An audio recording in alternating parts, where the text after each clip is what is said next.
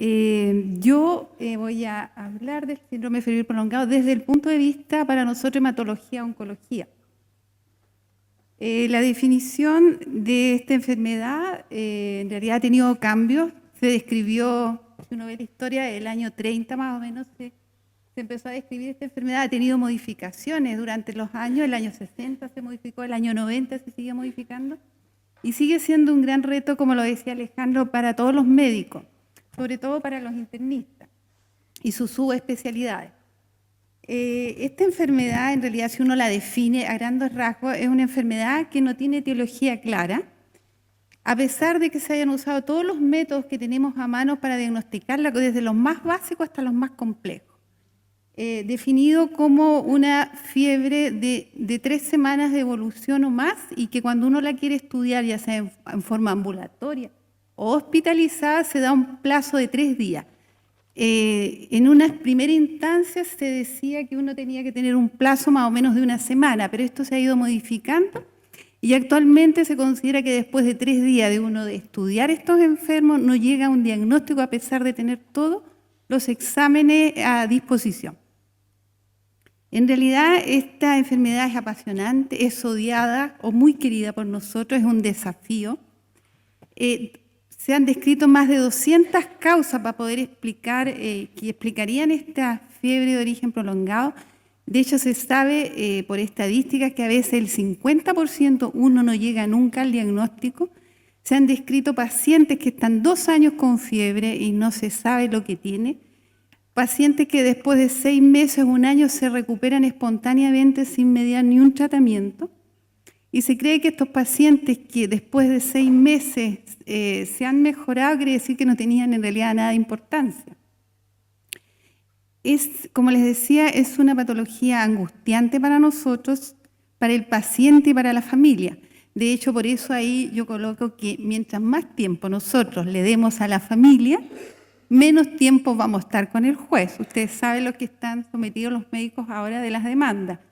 Se recalca siempre explicarle al paciente, a la familia, de que estamos en estudio de algo que no conocemos, pero que estamos haciendo todo lo que está en nuestras manos, ¿cierto?, para esclarecer el diagnóstico. La otra definición que también hay que tener en cuenta, que hay que tener presente cuando uno enfrenta a estos pacientes, que no se trata de un diagnóstico raro, no son enfermedades raras. Si uno después mira cuando llega al diagnóstico y revisa la ficha de estos pacientes, son patologías, son diagnósticos simples, pero que su presentación no es la típica. No hay que pensar en que estamos ante diagnósticos de enfermedades raras, de pedir cosas demasiado sofisticadas, porque no es así. Generalmente son enfermedades comunes que la presentación no es la más típica. O a lo mejor hay otra crítica que se le hace a los médicos cuando estudian estas enfermedades, que el enfrentamiento que les damos no es adecuado. Ahora, que estaba ahí, durante el curso de todos los años, desde que se describió esta enfermedad, en realidad se han ido seleccionando pacientes. ¿En quién vamos a estudiar esto? Entonces, han habido grupos de pacientes en que la fiebre, el estudio del síndrome febril prolongado no va a ser el mismo. De hecho, tenemos pacientes, por ejemplo, el clásico, el paciente donde se presenta la fiebre prolongada, que es el inmunocompetente. Así se describió inicialmente, pero en el curso de los años, ¿qué se nos agrega? El paciente neutropénico, el paciente de la inmunodeficiencia, que también es algo que se agregó nuevo, el paciente hospitalizado, y que yo también quiero recalcar mucho, el paciente de edad avanzada, que la clínica y la presentación del síndrome febril prolongado es totalmente distinto, teniendo en cuenta que lo que se tiene proyectado de aquí a unos 20 o 30 años, que se va a duplicar la población geriátrica, y lo otro, que el cáncer está muy asociado a la población geriátrica. Se sabe que el 60% de los cánceres se manifiestan en pacientes sobre 65 años. Así que esta enfermedad de fiebre prolongada va a seguir siendo un desafío, porque nosotros vamos a tener que pensar, sobre todo de mi parte, hematología oncológica, que vamos a estar estudiando pacientes más de 60 años en que la clínica no va a ser la misma que un paciente de menor edad. Ahora, de las causas, siempre lo clásico que se ha descrito, ¿cierto?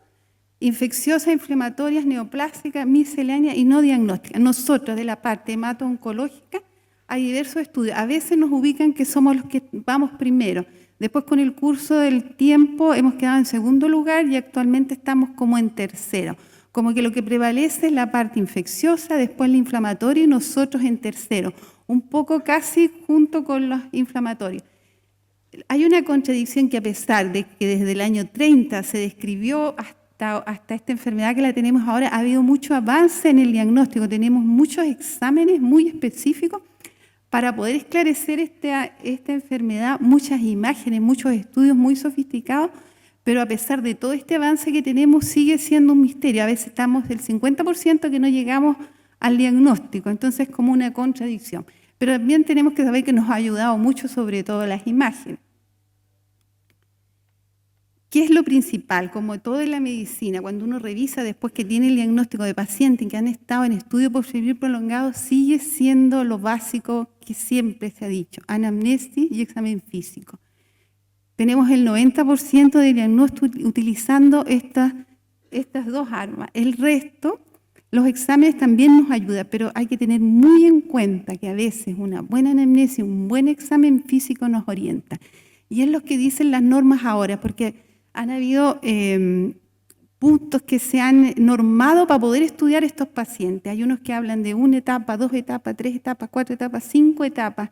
Cómo va uno avanzando en la medida que va obteniendo la anamnesis o haciendo el examen físico de estos pacientes y va pasando de un punto a otro.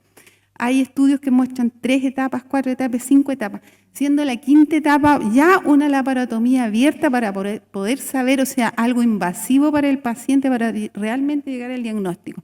Actualmente eso cada vez lo vemos menos. Ustedes saben que los exámenes que tenemos a mano ahora de hacer punciones a través de imágenes, que nosotros de hecho lo estamos haciendo en el hospital, nos ha ayudado mucho para obtener biopsia y no hacer una laparotomía. Tener en cuenta, además de ser racional en el uso de todos los exámenes que tenemos a mano, sobre todo cuando estamos pensando en pacientes mayores de edad. Someterlos a estrés de exámenes, por ejemplo, endoscopías altas y bajas, biopsia, se habla de biopsias hepáticas. Todo eso hay que ser un poco racional y ir ordenadamente pensando y ocupando bien todos los recursos que tenemos a mano. Esa es la tabla más o menos de lo que uno empieza, ¿cierto?, a estudiar a estos pacientes. La anamnesis, examen físico, viene una invasión mínima, o sea, una evaluación mínima invasiva, y ya empieza después uno a usar más invasiones en los pacientes, a hacer biopsia, hacer más estudios de imagen, endoscopías, ecocardio, laparotomías, biopsia hepática, pero todo siguiendo un orden. Que hay que tener en cuenta, como les decía, en el síndrome febril en geriatría, que no se va a dar la clínica que habitualmente tenemos en un paciente joven. Estos pacientes pueden que no nos hagan una hipotensión, no nos hagan una taquicardia, incluso hay un 30% que no va a ser fiebre. Estos pacientes están con mucha polifarmacia, usan mucho medicamento, también nos va a tapar un poco la fiebre, ¿cierto? Uno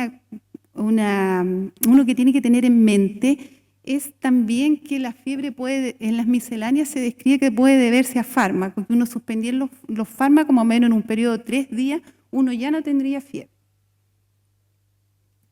Ahora, de mi parte, de la parte hemato-oncológica, en realidad nosotros, cuando nos piden evaluación de estos pacientes, ya ha sido bien estudiado por las otras especialidades por medicina interna, y nosotros los que nos piden generalmente hacer es un mielograma, un mielocultivo o una biopsia de médula ósea.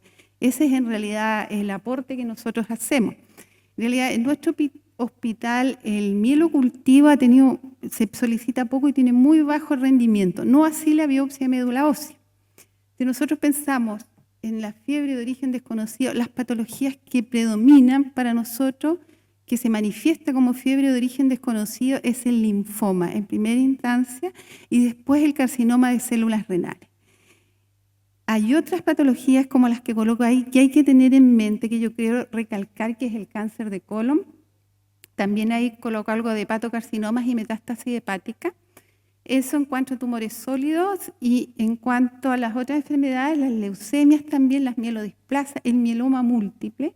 En realidad es muy claro para nosotros cuando el mieloma viene con toda su carga de anemia, falla renal y fracturas, pero generalmente a veces, sobre todo en las personas mayores, esto no es así. Son cuadros febriles que a veces les atribuyen en realidad cuando se llega al diagnóstico que el mieloma está infectado. Y muchas veces este mieloma no tiene ni una infección y es la manifestación propia del mieloma.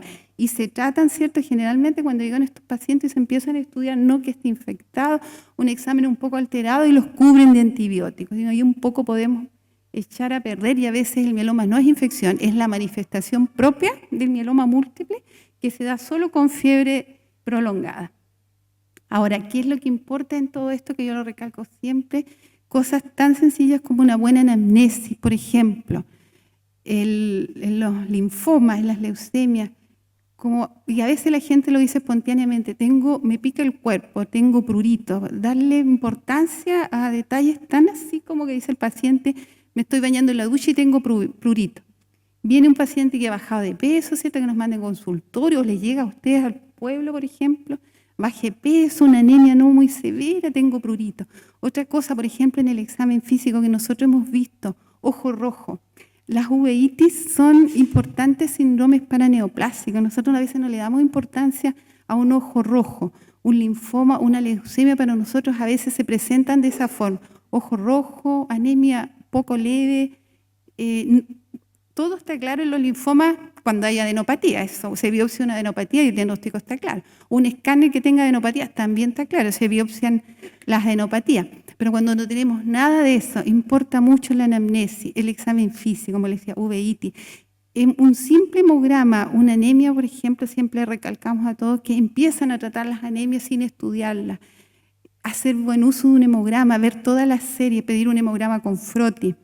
En los bioquímicos, por ejemplo, ¿qué puede ser de alarma para un linfoma? Una fosfatasa alcalina. A veces solamente eso, el linfoma eleva fosfatasa alcalina.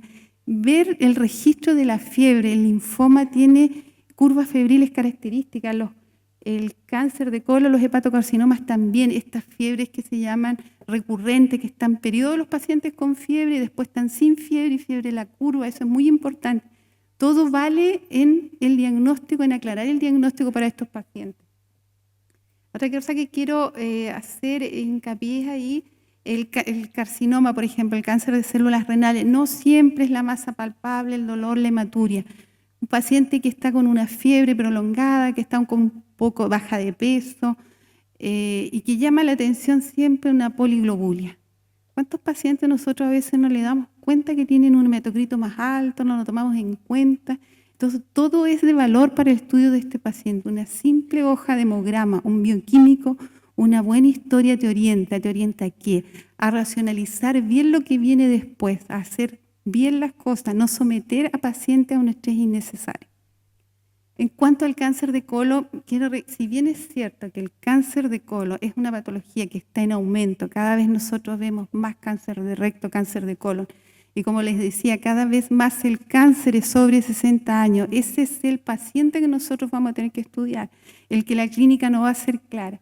El cáncer de colon que se presente como fiebre de origen desconocida es bajo. Si es verdad que es un 1% menos, es algo que nosotros tenemos y que lo hemos visto tener en cuenta.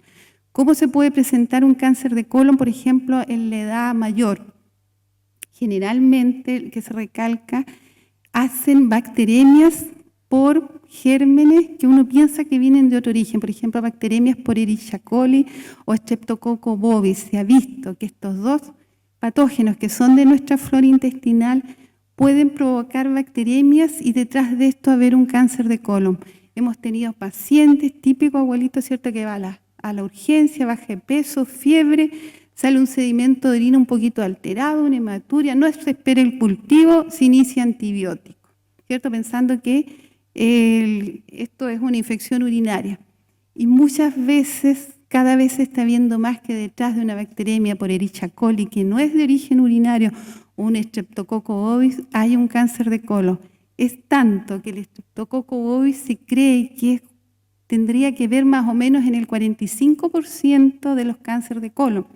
De hecho, se dice que un paciente, por ejemplo, que se opera de una hemicolectomía o de un cáncer de colon, que en el postoperatorio hace fiebre post cirugía, por favor pensar que eso se debe al Streptococcus bovis, a una endocarditis bacteriana.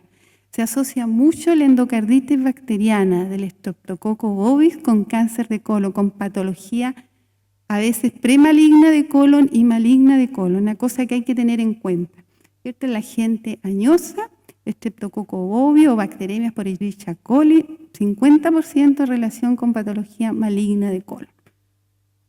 Esto es en general lo que más nosotros, la prevalencia más grande que tenemos en hemato-oncología de fiebre de origen desconocido.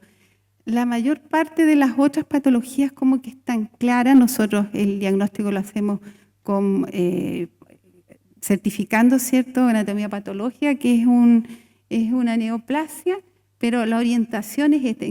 Por ejemplo, hemos tenido pacientes de leucemia de células peludas que están como 2 o 3 años antes con cuadros infecciosos que llegan a la urgencia, con celulitis. A veces hemos revisado fichas de pacientes que ya están teniendo una pancitopenia, pero que se les trata su infección, ¿cierto? Se piensa que en ese momento esta pancitopenia le produjo esta infección en la piel y se van para la casa.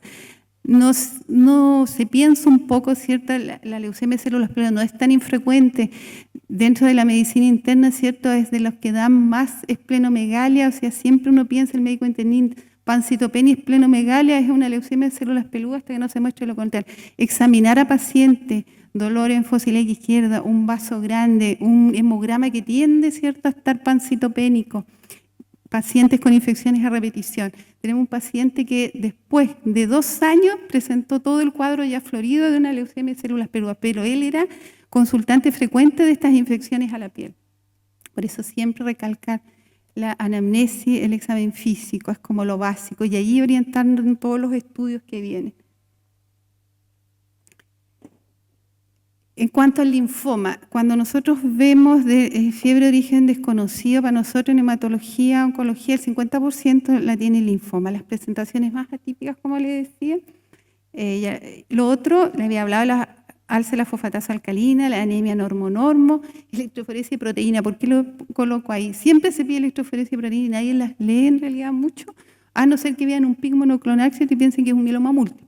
La electroforesia y proteína también puede ayudar en fiebre de origen desconocido, si alguien la pidió, no sé por qué, ¿cierto? Porque puede presentar, hay alteraciones a nivel de la alfa-1 y alfa-2 globulina, también es orientación, ¿cierto? El bioquímico también puede ayudarnos en esclarecer este día con las endocarditis que viene después.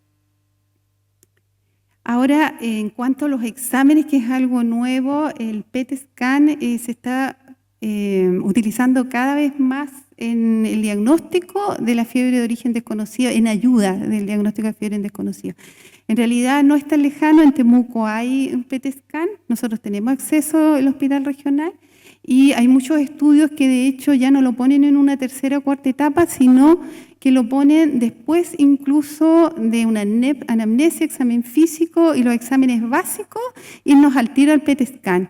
Hay estudios todavía que están diciendo que realizar esto, que a nosotros nos parece así como mucho, te ahorraría días de hospitalización, te ahorraría gastos extraordinarios. Este es un estudio que no es invasivo, la parte del scan tiene muy poca radiación, ¿cierto? Y te chequea todo tu organismo, detecta algún foco que estuviera marcando más, ¿cierto? Sobre todo tiene ayuda en la parte infecciosa, en vasculitis, en sarcomas, pero también en neoplasia. A nosotros nos orienta a dónde dirigir, por ejemplo, una biopsia.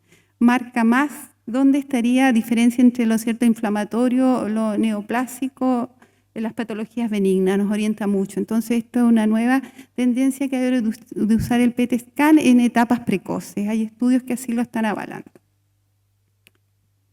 Este es un caso de una paciente que nos llegó hace poco a la consulta de hematología para que nosotros la estudiáramos por una neutropenia febril que había tenido el año pasado.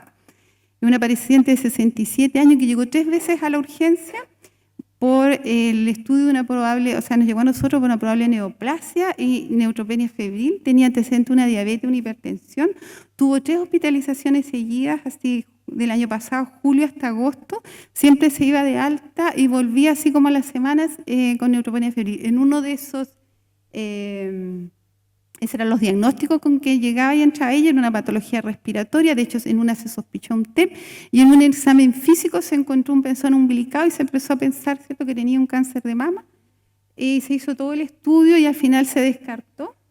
Estos son los gráficos de los leucocitos y los porcentajes de neutrófilos. Llegaba a tener valores de unas neutropenias realmente severas, bajo 500, y nunca en realidad se descubrió el foco en las hospitalizaciones, nunca se llegó a un diagnóstico claro. De hecho, una vez se pensó, porque a la vez hacía alta con ácido de eosinofilia, que esto se debía a fármacos. Hay muchos fármacos que producen fiebre con eosinofilia en pacientes hospitalizados, que está dentro de las misceláneas de fiebre de origen desconocido. De hecho, se suprimieron la cefalosporina que ella usaba y se cambió a antibiótico, a quinolona, y igual seguía con fiebre. Se pensó que tenía una neoplasia oculta, se descartó, pero pasó un año en que llegó ahora, la paciente se veía en regulares condiciones, por lo que uno le logra rescatar en la anamnesis, la paciente ha seguido teniendo febrícula, su diagnóstico no está claro, y traía un escáner en que tenía una masa en el páncreas. Entonces, está en estudio, por supuesto. Esto es para que vean que en realidad los pacientes, esta paciente lleva un año con un síndrome febril, no sabemos la causa. Cuando ella estuvo hospitalizada, se revisó la ficha, se le ha hecho de todo en realidad. Y ahora falta ese estudio. Ahora, ¿por qué hizo una neutropenia? Uno podría pensar que ya si tiene un cáncer estaría infiltrado, pero ella afecta solo la serie blanca. Se descartó fármacos, se descartaron todas las causas más comunes, y ahora en realidad hay que estudiarla por una probable neoplasia oculta. De hecho, se pensó en un principio que tenía un cáncer de mama y no lo tiene. Entonces, esta patología es frecuente. Yo creo que en la medida que nosotros más estudiemos de esto, identifiquemos más pacientes, seamos minuciosos en el examen físico, usar exámenes básicos, vamos a orientarnos, vamos a pedir racionalmente el estudio, vamos a ser cautelosos en no someter a estrés a nuestros pacientes. Tenemos que llevar una buena relación con el paciente, con la familia. Es angustiante esta patología. Esta paciente lleva un año sin diagnóstico y no es el primer caso, tenemos muchos pacientes así. Lo que nos lleva cada día, ¿cierto?, a estudiar más, saber más, tratar de encontrar exámenes que nos ayuden más. Esta patología es del año 30, estamos ya en el 2015, sigue siendo un misterio, los pacientes sigue costándonos hacer el diagnóstico, y en realidad es lo que le da un poco el gusto a la medicina interna, ¿cierto?, estos desafíos de estas patologías. Muchas gracias.